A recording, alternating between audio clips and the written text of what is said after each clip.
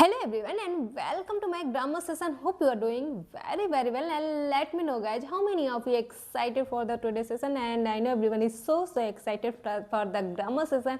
And here I am going to discuss the rule number 5 of noun and rule number noun based on the collective noun कि जब आपका collective noun unit की तरह काम करेगा तो आप जो verb यूज करेंगे कैसे यूज करेंगे, उसके लिए pronoun आप कौन सा यूज करेंगे, कलेक्टिव नाउन जब यूनिट होगा तो आप कैसे प्रोनाउन और वर्ब का चूज करेंगे, चयन करेंगे। जब कलेक्टिव नाउन आपका मेंबर की तरह आप वो शोक होगा तो उसके लिए आप कौन सा वर्ब और प्रोनाउन यूज करेंगे and the example and so on. There are so many things which I am going to discuss and the first यही है कि जब आपका कलेक्टिव नाउन ग्रुप की तरह काम करेगा मीन्स वो पूरा का पूरा कलेक्शन होगा। एक ग्रुप डिनोटिंग नाउन होता है, वर्ड होता है, लेकिन जब ये यूनिट की तरह काम करेगा तो इसके लिए जो आप वर्ब यूज करोगे ना, सिंगुलर वर्ब यूज करोगे और प्रोनाउन जो यूज करोगे उसके लिए आप इट के अकॉर्डिंग यूज करेंगे और इट के लिए जो भी आप प्रोनाउन यूज करते हैं वो होता है इट्स।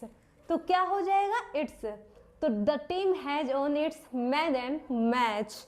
इट्स क्या हो गया, वो प्रोनाउन हो गया इट का जो आप लेते हो। The team has won its match and match and the B is of the rule number 5 कि जब आपका कलेक्टिव नाउन मेंबर्स की तरह वर्क करेगा तब आप जो वर्ब यूज करोगे वो प्लूरल होगा, प्रोनाउन यूज करोगे अकॉर्डिंग टू दे, क्योंकि आप वो वर्ब तो यूज कर रहे हो ना, लाइक प्लूरल वर्ब, तो आप प्रोनाउन भी दे के अकॉर्डिंग ही लगाओगे।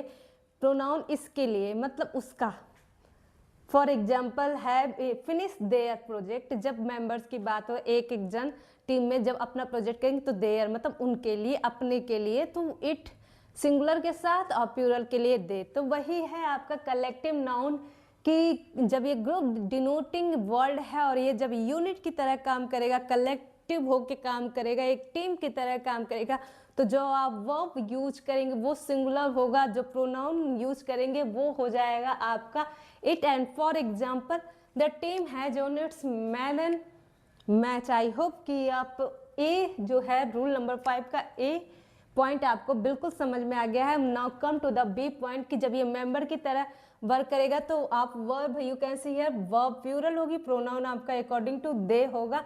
And the example is here the team have finish their project. I hope आप बिल्कुल समझ पा रहे होंगे।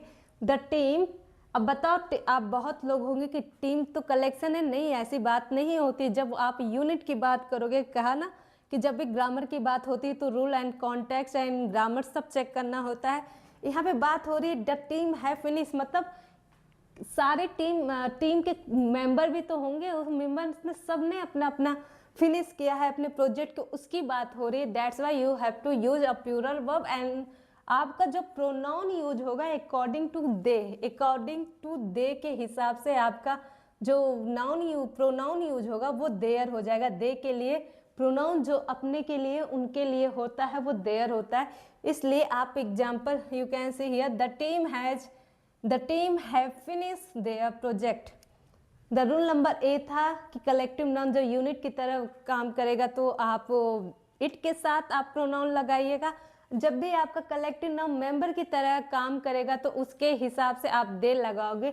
The team has won its match and the team have finish their project. ये था आपका rule number 5 based on the collective noun. Move to the rule number 6, ये हाफ।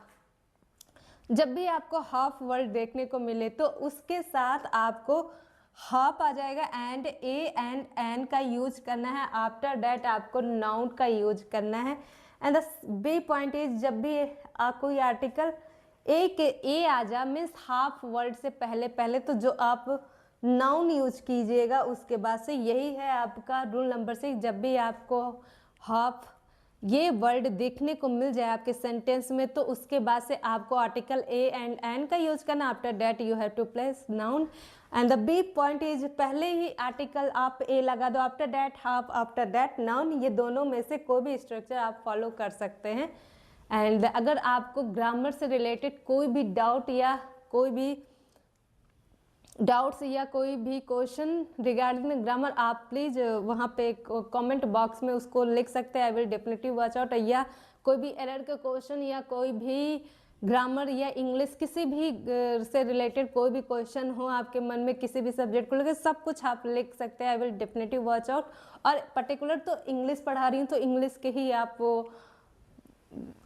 कोशिश कीजिएगा कि आप इंग्लिश के ही क्वेश्चन को, चाहे वो किसी भी टॉपिक से, किसी भी लेसन से, किसी भी वीडियो से रिलेटेड जो भी डाउट है, आप सब कुछ अपने कमेंट बॉक्स में लिखिए। और अगर आप वीडियो को वॉच कर रहे हो तो आप ये भी रिस्पॉन्स कीजिए कि मैंने देख लिया, मेरे से ये मेरी ओर से ये डाउट आ रही है।